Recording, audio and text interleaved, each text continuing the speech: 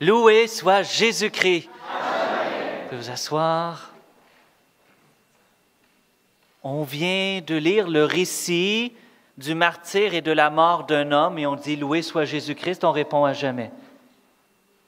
Parce que cet homme est Dieu et qu'il est ressuscité d'entre les morts le troisième jour. Et c'est ce qui donne toute puissance à cette croix qui est devenue glorieuse. Amen? Amen.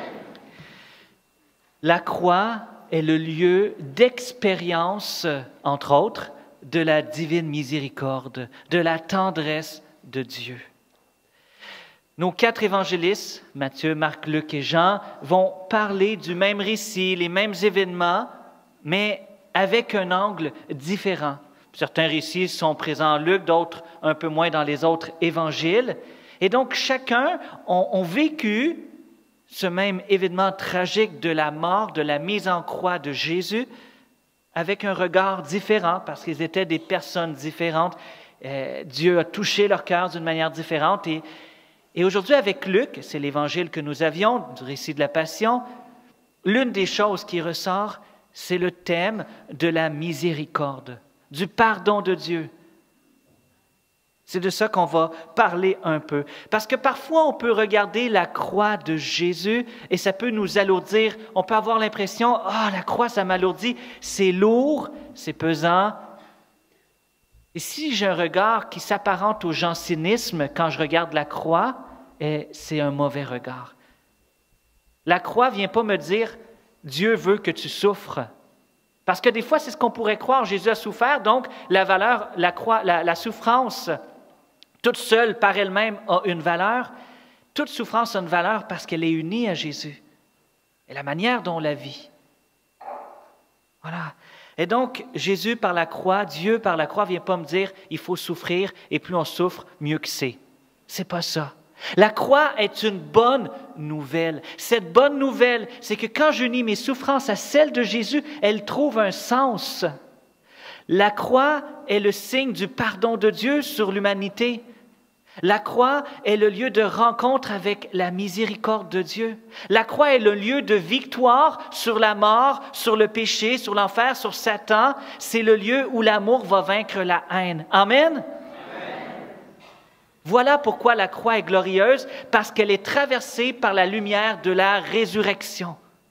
Voilà. Une bonne nouvelle, c'est bon quand ça nous relève. Si la bonne nouvelle nous écrase, c'est que ce n'est pas encore la bonne nouvelle de Jésus. La bonne nouvelle qui est la croix, et Saint Paul parlait qu'il n'avait aucune autre fierté que celle de la croix de Jésus, parce qu'il savait que Jésus est encore vivant aujourd'hui. Et plus que jamais, à chaque jour.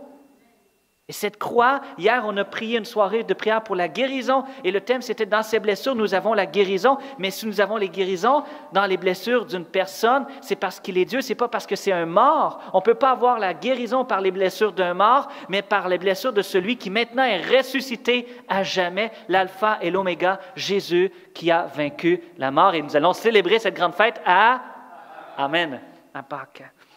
Et donc, Jésus te propose un marché. Donne-moi tes souffrances. Donne-moi tes fardeaux. Donne-moi ce qui est angoissé en toi. Donne-moi ce qui est souffrant, ce que tu n'es plus capable de porter. Dépose-le sur ma croix. Et moi, je te donnerai le repos. Jésus n'a-t-il pas dit, « Venez à moi, vous tous qui peinez et ployez sous le poids du fardeau, et je vous donnerai le... » Vous connaissez bien, hein? Une distraction, ce n'est pas écrit. Au Québec, on a eu, parce que cette phrase-là, moi, il y a des phrases de l'Évangile qui sont liées à des expériences de vie. Hein. J'étais à Mégantic. À Mégantic, il y a une tragédie, un train qui a passé dans le centre-ville, il a déraillé, c'était des wagons d'essence. Ça l'a explosé, 50 jeunes sont décédés dans le centre-ville. Et moi, j'avais 1 mois de sacerdoce à peine, et on m'envoie là-bas pour faire de l'écoute pendant près d'1 mois. On restait dans l'église à accueillir les gens. Qu'est-ce que vous voulez que je dise à une mère qui vient de perdre sa fille de 17 ans? Qu'est-ce que vous voulez que je dise, moi, le jeune prêtre? Jésus a dit, « Venez à moi, vous tous qui peinez, ployez sous le poids du fardeau. » Je ne peux pas vous garantir que votre fille va ressusciter là, ici, devant nous aujourd'hui, mais si vous voulez, on va prier ensemble. Et quand on priait ensemble, les gens disaient « Merci, ça m'a fait du bien ». Le drame était toujours là, mais Jésus donnait un repos, Jésus donnait une paix, parce qu'il est toujours vivant et qu'il peut consoler nos cœurs qui sont dans l'épreuve. Voilà la puissance de la croix. Jésus a connu tes souffrances, Jésus a porté tes souffrances. Ce que tu ne comprends pas de ta vie, Jésus a dit « Pourquoi? Pourquoi, Père, m'abandonnes-tu? » Il a partagé, j'allais dire quelque part, toutes tes incompréhensions devant la souffrance. Il a partagé ta vie réelle. Voilà, la croix, elle est glorieuse parce qu'elle nous permet ce glorieux échange, entre autres. On va chanter à Pâques « Amour infini de notre Père » dans l'Exultète.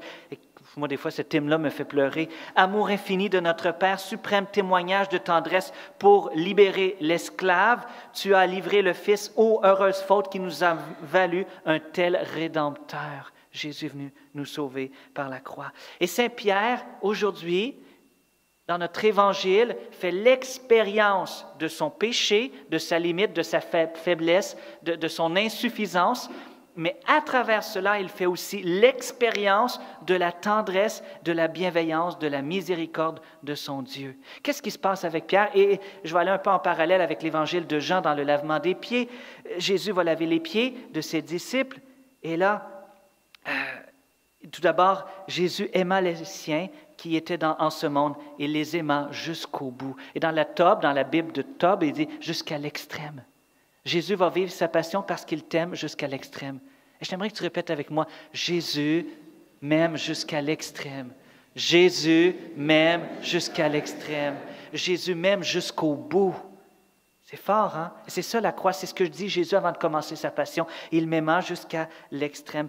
Vous savez, on a eu notre deuxième lecture qui était ce fameux texte de l'Épître aux Philippiens. Le Christ Jésus, ayant la condition de Dieu, il était Dieu lui-même, ne retint pas jalousement le rang qu'il égalait à Dieu, mais il s'est anéanti lui-même, prenant la condition de serviteur, devenu semblable aux hommes, reconnu homme à son aspect, il s'est abaissé, devenant obéissant jusqu'à la mort et la mort de la croix. C'est pourquoi Dieu l'a exalté et lui a donné le nom qui est au-dessus de tout nom.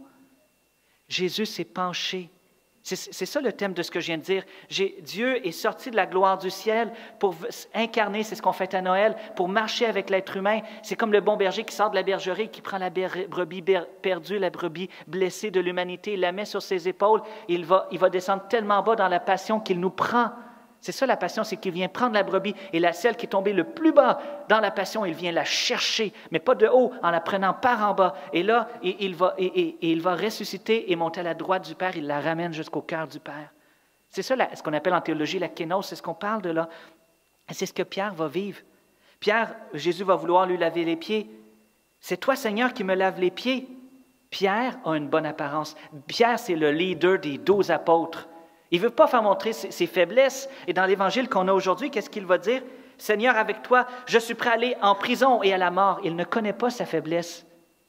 Il dit, moi, là, je vais être fidèle. Comme moi, quand je viens de me convertir, « Seigneur, je vais être un saint par mes propres forces. Regarde-moi faire. » Puis là, ceux qui ont un peu plus d'expérience dans la vie, on découvre nos faiblesses, et on dit, « Ouais, finalement, j'ai besoin de toi, Seigneur. » Hein? Et c'est un peu l'expérience que fait Pierre. Là, il est fort. Et là, juste après avoir dit ça, quelques instants plus tard, quelques heures plus tard, il va faire ce grand péché d'apostasie. Il va renier à 3 reprises son maître. L'apostasie de sa foi, là, c'est un grave péché. Je ne le connais pas, Jésus. Je ne le connais pas, cet homme. C'est un très grave péché. Il fait l'expérience de renier celui qu'il veut suivre, celui qu'il aime, parce qu'il aime Jésus. Il fait l'expérience de sa fragilité, de ses limites, de ses incapacités. Et qu'est-ce que fait Jésus? Il vient le toucher. Jésus, c'est ce qui est écrit ici. En tout cas, Jésus le regarda. Jésus se retourna et il le regarda. Pierre sortit et il pleura amèrement. Il fait l'expérience du regard de Jésus sur sa faiblesse, sur sa pauvreté, Il pleura amèrement. Et moi, ça me fait penser à ce verset de Saint Paul aux Romains qui dit « La bonté de Dieu nous pousse à la conversion. » C'est la bonté de Dieu qui nous pousse à la conversion. Pierre est fort, il fait l'expérience de sa faiblesse et au cœur de sa faiblesse, de ses limites, Il rencontre le regard de Jésus et c'est la bonté qui le pousse à la conversion. Il sortit et il pleura amèrement. Il pleure, mais il y a un repentir qui nous conduit à la vie. Je répète, il y a un repentir qui conduit à la vie. J'aime bien Mère Teresa, elle parlait aux membres de sa communauté, des religieuses, il y avait aussi des laïcs, je vous lis un peu. « Je m'inquiète de ce que certains d'entre vous n'aient pas encore rencontré Jésus seul à seul. Vous et Jésus seulement, nous pouvons passer du temps à la chapelle, on peut venir au rameau, on peut venir à l'église, on peut venir à la chapelle, mais avez-vous perçu avec les yeux de l'âme avec quel amour il vous regarde? Demandez la grâce, il a l'ardent désir de vous la donner. Tant que vous n'écouterez pas Jésus dans le silence de votre cœur, vous ne pourrez pas l'entendre dire « J'ai soif dans le cœur des pauvres ». Voyez, est-ce que tu as déjà rencontré Jésus qui t'a regardé sans masque, tel que tu es, et te laissé aimer? C'est là qu'on commence à être libre. C'est là qu'on découvre la liberté profonde d'être juste soi-même. Je suis moi-même et c'est suffisant parce que Jésus m'aime. Voyez? Et donc, il y a un repentir qui conduit à la vie. Un repentir qui conduit. L'autre jour, je parlais avec Danielé de la maladie du pudding. Vous savez, c'est quoi la maladie du pudding? Je l'ai déjà raconté. C'est quand tu dis « je ne suis pas digne, je ne suis pas digne, je ne suis pas digne, je ne suis pas digne, je ne suis pas digne, je ne suis pas digne ». À force d'être pas digne, on est pudding. Le repentir nous ouvre sur l'espérance. C'est-à-dire, je sais que Jésus m'aime parce que j'ai rencontré son regard de bonté, mais j'ai péché ou je vois ma limite et je reviens vers lui. Mais il y a toujours un fond d'espérance, il y a quelque chose qui me relève. Tandis que la culpabilité, je me tape sur la tête et ça m'écrase. Le repentir conduit à la vie parce qu'il me conduit à Jésus à être vrai devant lui. « Seigneur, je suis pauvre, petit, aime-moi. » Je me souviens, quand j'étais à l'île de la Réunion, il y avait un petit garçon, ça nous avait tous marqués, parce que c'était dimanche. La grande robe blanche de la maman, scintillante de blancheur. Le petit garçon, après la messe, qu'est-ce qu'ils font les petits garçons après la messe? Ils courent et ils vont jouer. Plein de sable, plein de boue. Ils courent vers sa maman, les bras grands ouverts. Là, tout le monde fait « Non! »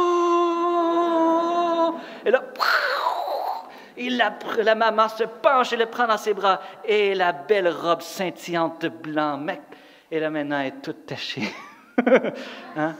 Voilà. Jésus ose nous prendre tel qu'on est. Il nous prend dans nos bras. Et étonnamment, c'est lui qui nous purifie quand on se laisse prendre dans ses bras à lui. Laissons-nous aimer dans ce qui est fragile, pauvre. Voyez, et c'est ça le repentir. Si aujourd'hui, je me sens loin de Dieu, si aujourd'hui, je me sens à côté de la plaque dans tel aspect de ma vie, si aujourd'hui, je me sens un peu comme Pierre qui aime Jésus puis qui le renie, si je me sens comme la foule qui dit Hosanna puis qui en même temps, une semaine plus tard, dit « À mort, crucifie-le », lance-toi dans les bras de Jésus et viens juste lui confesser ta pauvreté. « Seigneur, je me suis planté. Viens me sauver. Viens me sauver. » Et je vous invite aujourd'hui à vraiment chacun de pouvoir faire cette prière. Tel que je suis, aime-moi. Viens me sauver. Je te choisis comme mon sauveur. Je ne suis pas mon propre sauveur. Pierre pensait qu'il était son propre sauveur. Je vais devenir saint par moi-même. Je ne suis pas mon propre sauveur. Et des fois, on se le cache à nous-mêmes. À Dieu, mais à nous-mêmes. Seigneur Jésus, j'ai besoin de toi. Si vous voulez, on va simplement terminer cette homélie en fermant nos yeux. Et je vous invite à simplement vous laisser regarder par Jésus et à lui redire dans l'intimité, toi et lui, Jésus, sois le sauveur de ma vie. Seigneur Jésus, je n'ai pas d'autre sauveur que toi. Je n'ai pas d'autre sauveur que toi. Et même parfois, j'ai mis ma confiance non pas en toi, mais juste en mes œuvres, en mes propres forces, Seigneur. Je m'abandonne à toi. Je veux te suivre comme un disciple, d'abord parce que je suis touché par ta bonté. Prends mon cœur. Prends ma vie. Je suis vrai devant toi sans masque. Que ta miséricorde touche ma vie. Amen.